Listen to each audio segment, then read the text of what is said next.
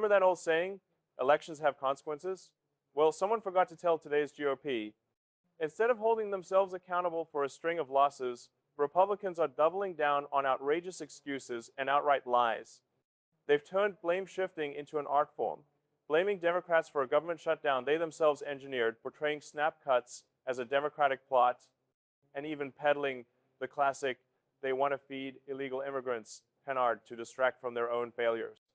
It's like watching a bad reality show. Every time Republicans stoke panic, voters just tune out in disgust.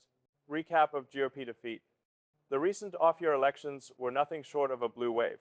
Across the country, voters handed Democrats major victories on bread and butter issues. In Virginia, former Congresswoman Abigail Spanberger rode a wave of outrage over the prolonged shutdown into the governor's mansion. She even became Virginia's first female governor, campaigning as an antidote to Trump. In New Jersey, Mickey Sherrill, a freshman Democratic representative, flipped the governor's office by focusing on cost of living and health care, ousting Republican Jack Ciattarelli. Not to be outdone, New York City, Trump's own former backyard elected Zohran Mamdani, a progressive Democrat, making history as the city's first Muslim mayor. Remarkably, he won despite Trump's appeals to pick Andrew Cuomo's ex-opponent. Even California followed suit.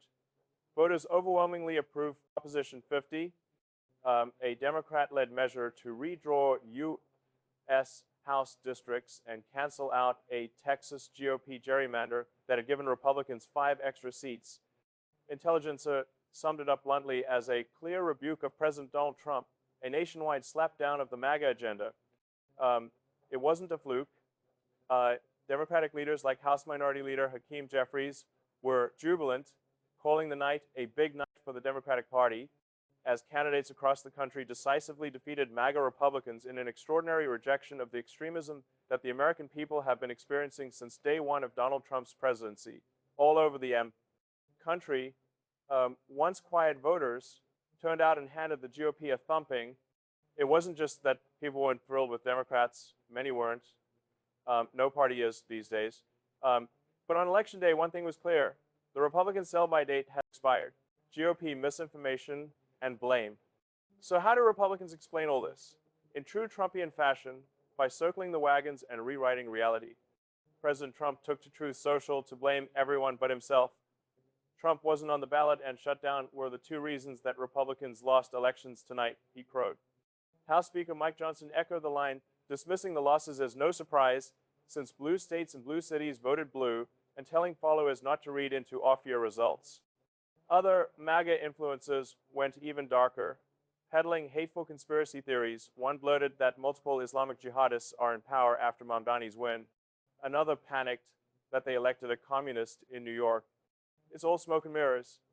Republicans have literally locked the government doors and then pointed the finger at Democrats for the leak. They proudly refuse to fund the government, but insist it's the other side's fault when programs freeze. In truth, polls show that most voters actually blame Republicans for the shutdown. The GOP holds the levers of power after all. Even GOP Senator Josh Hawley confessed voters quite reasonably fault the GOP more, but party leadership won't admit it. Instead, they spin wild tales. Democrats are being accused of demanding we fund health care for illegal aliens, a smear debunked by fact-checkers. In reality, Democrats only proposed extending subsidies for lawfully present immigrants with green cards and explicitly exclude those here illegally as required by law. And let's talk about SNAP food assistance, because the GOP's version of making America hungry again is pure theater. The Trump administration stopped dispersing food stamp benefits during the shutdown, even after 2 federal judges ordered them to pay up. Millions of families were told to scramble for groceries on their own. Yet instead of fixing it, Republicans used the chaos as a fundraising scare tactic. Funny coincidence, right as tens of millions lost their food money, Trump threw a lavish Halloween party. Organizations had to haul sacks of cans to food banks just to keep people fed, because GOP leaders balked at tapping emergency funds. But you'll never see that side of the story on Fox News. Instead, Republicans claim Democrats are holding families hostage. It's the classic blame the victims game. In short, when confronted with disaster, GOP playbooks don't involve fixing things. They involve pointing fingers, scapegoating, and rallying the base with lies. Pollsters caught some of it. As one Republican warned, the MAGA coalition is desperate to talk about Zohran Mamdani as if he were a national threat. The operative's exact words were, "I think he is the party now." Frankly, rather than admit their appeals on affordability fell flat. Trump's psychological spin. Meanwhile, Donald Trump himself is busy gaslighting the public. He insists everything's fine, my prices are down, people are just lying about inflation. He roared and blames dissenters for being unpatriotic. He even tried to turn a discount turkey bundle into proof of his genius. Walmart's 25% off bundle of 23 items, 4 less items than last year, shows I lowered costs, he crowed, then told critics, "Stop lying." Yes, he literally shouted that at any thought that we have a cost of living crisis. All the while, he's holed up in his VIP ballroom calling for radical fixes, demanding Republicans terminate the filibuster and push through voter reform code for stricter voter ID and fewer voting options. It's classic Trump. Make loud, intimidating demands while the public is literally on hold for a paycheck. Even his calmer advisors are freaking out. Reports suggest even the cabinet is disturbed by how Trump is handling this. GOP senators privately admit this shutdown is a drag on the party. But publicly, Trump's voice is relentless. He tells hard-right followers that any criticism is because we're winning, even as polls show Americans blame Republicans for the mess. It's a psychological pressure campaign. If he can convince Republican voters that Democrats are the true culprits for food shortages, insurance hikes, and stranded federal workers, maybe he can survive this shame spiral. Instead, it's only fueling voters' contempt. Voter perspectives. What do everyday Americans make of all this? Not much. Disillusionment is rampant. A recent Gallup poll found 58% of Americans view the Republican Party unfavorably, and a staggering 61% feel the same about Democrats. In other words, most people are fed up with both sides. But on election day, that didn't translate into electing Democrats out of love. It translated into rejecting the status quo in places where people feel beaten down by basic issues. Multiple exit polls and campaign analyses confirm it. Cost of living is the has-shown voter concern. A Democratic strategist noted that poll after poll says Americans care most about the cost of living and rising costs. Those are the solutions that people want to hear. Banberger in Virginia and Sherrill in New Jersey absolutely centered their campaigns on groceries, gas, healthcare, and paychecks, and won big. Even grassroots activists saw the message. Katie Bethel of Move On put it bluntly, "Voters have sent a resounding message. We want leaders who fight for us, and we want solutions that make life more affordable." By contrast, the GOP pitch of culture war fights and conspiracy rhetoric fell flat. Voters shrugged at endless talk of border threats or making headlines about national elections in New York City. One unnamed Democratic consultant laughed off the MAGA playbook. Somebody in the Virginia Beach area does not give a set about who the mayor of New York City is. They care about the cost of living. The voters made it clear, fix my bills, fight inflation, make healthcare affordable, not trash talk or red carpet distractions. Reasons for GOP collapse. Putting it all together, the Republicans collapsed because they refused to address what actually hurts people. They shut down the government, causing airports to cut flights, paychecks to vanish, and safety net programs to stall, and then expected voters to be grateful. We now have 42 million Americans, including 16 million children, scrambling after SNAP food aid was cut off over the weekend. And families worry 75% higher insurance premiums are coming if subsidies expire. All this comes after years of GOP promises that somehow repealing Obamacare or slashing red tape would magically make healthcare affordable for everyone.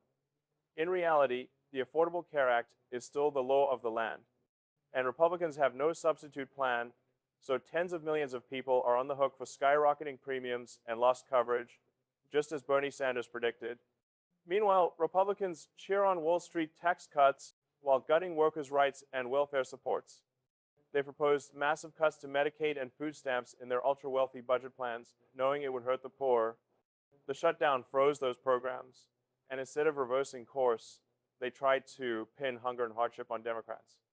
It's a bitter irony. Leaders who crow about hard work and entrepreneurship are letting Americans starve and then bailing on compromise. That's why people tune them out.